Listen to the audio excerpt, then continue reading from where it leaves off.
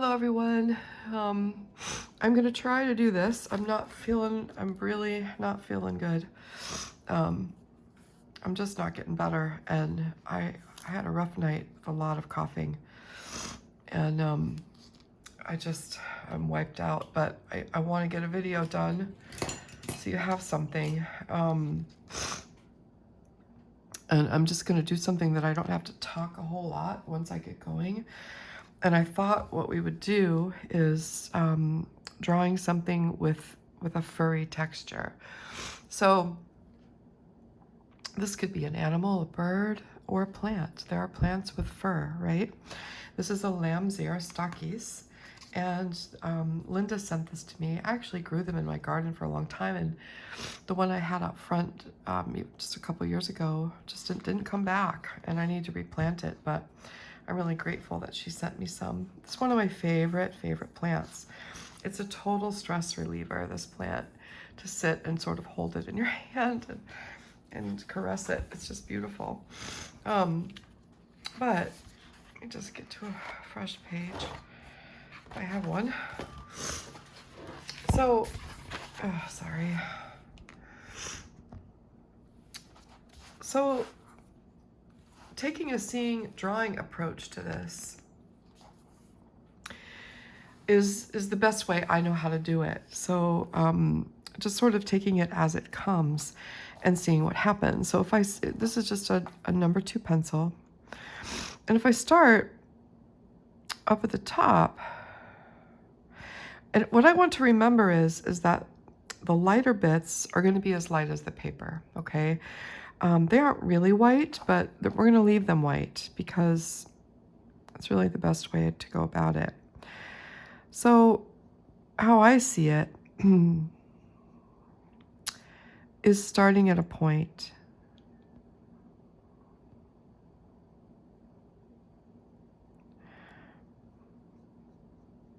And then filling in around the white areas. And that's really as simple as it is. So it's really an exercise in patience and really noticing how patterns are forming, where the darks are, where the lights are. And not worrying, not worrying if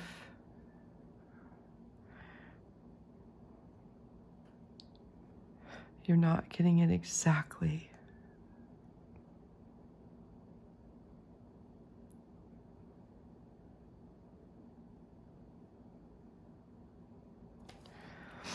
As it appears.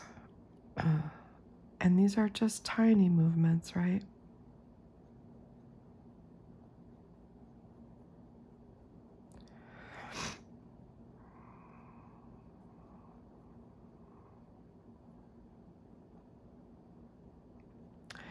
It can be tedious, I guess,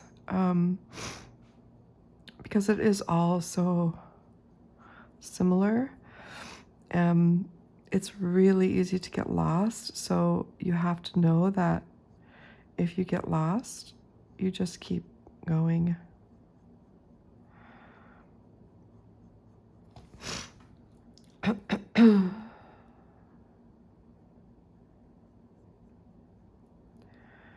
So the rules of this are pretty simple, really. You're just leaving white space where you see it. And it sounds easy, but it's not always easy.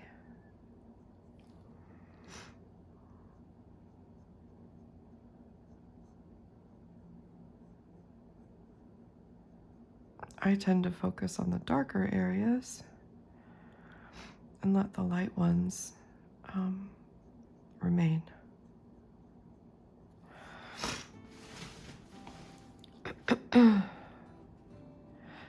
I'm just going to be quiet for a while and just draw.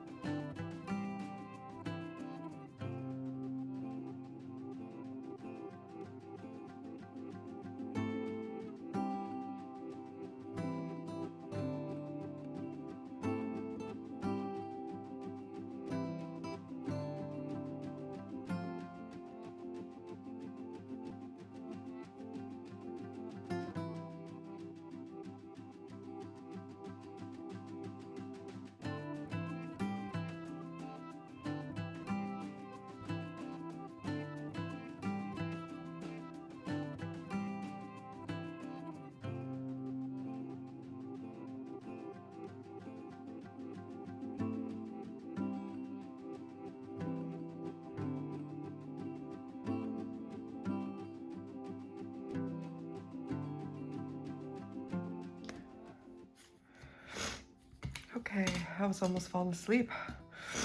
So now that I've got sort of a pattern, right, I'm going to look at some lights and darks and just lightly tap my kneaded eraser in places where I sense a lightness.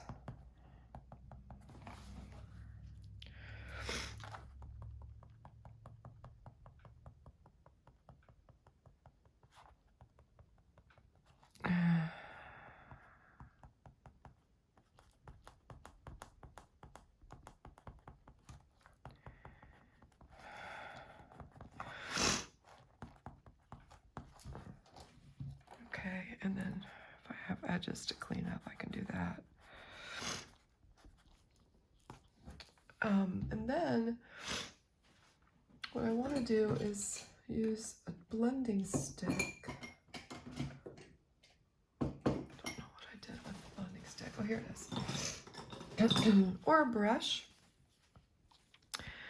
And just lightly inform areas that are darker. So I'm barely touching the paper. I could also use my finger or a brush. Barely touching, barely touching.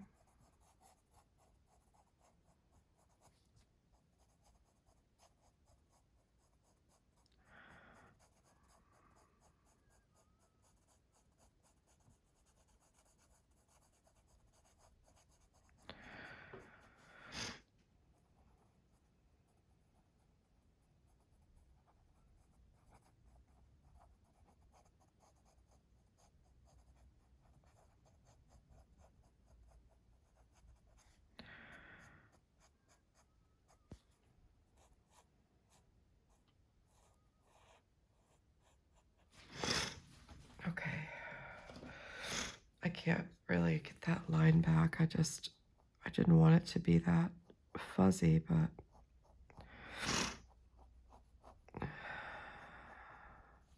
there. Okay. And then I can go and just emphasize areas again. And I might even need to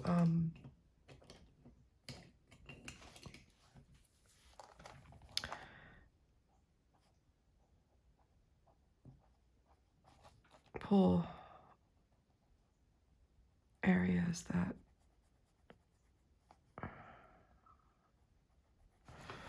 need to be a little lighter again.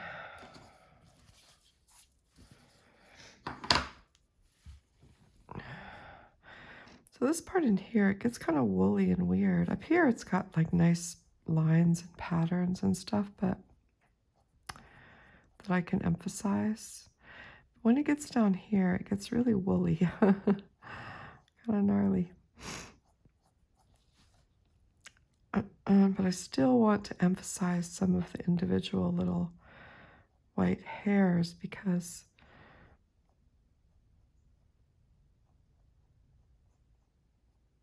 it's just the nature of this.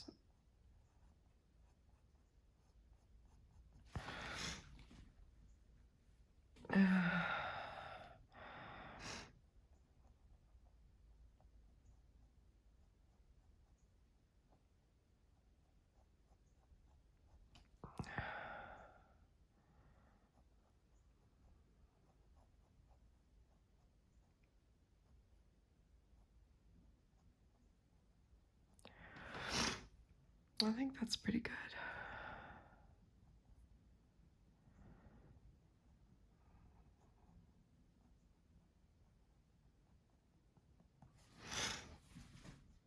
I'm not crazy about it right in here.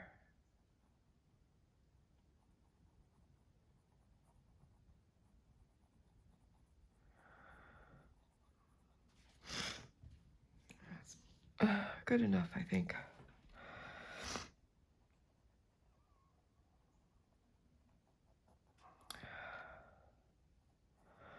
Probably better saved for a day when I'm not bleary-eyed, but it's calming anyways when I wasn't talking and I was just drawing. It's very soothing. Okay, I wish I could clean up the edges a little nicer. I kind of messed that up.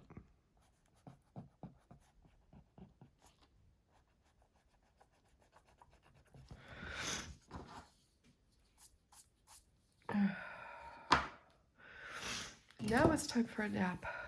So, yeah, totally off size and everything else, but that's my effort for today. But just to show you how when you're dealing with textures like this, my best way of doing it is to let it be individual, to not do it in like a rote way, you know, where you fill it in and then use an eraser to lift randomly or create some kind of false texture. Because if you really look at this, the texture changes dramatically throughout, right? And I think it's important to try to mimic that, right? And you could continue on and on and on with something like this, and keep refining it over and over and over again, and finding the darkest places and the lightest places and all of those things. It's a lot of fun. All right. So I will upload a picture of this as well, so you can use it for yours. And if you have stockies in your garden or lamb's ear in your garden, I encourage you to pick one and try it from life. All right, everyone. Thanks so much for your patience with this long bout of sick. I'm running out of patience myself, but I'm going to go take a nap now. All right, take care, and I will see you over the weekend with a dandelion lesson.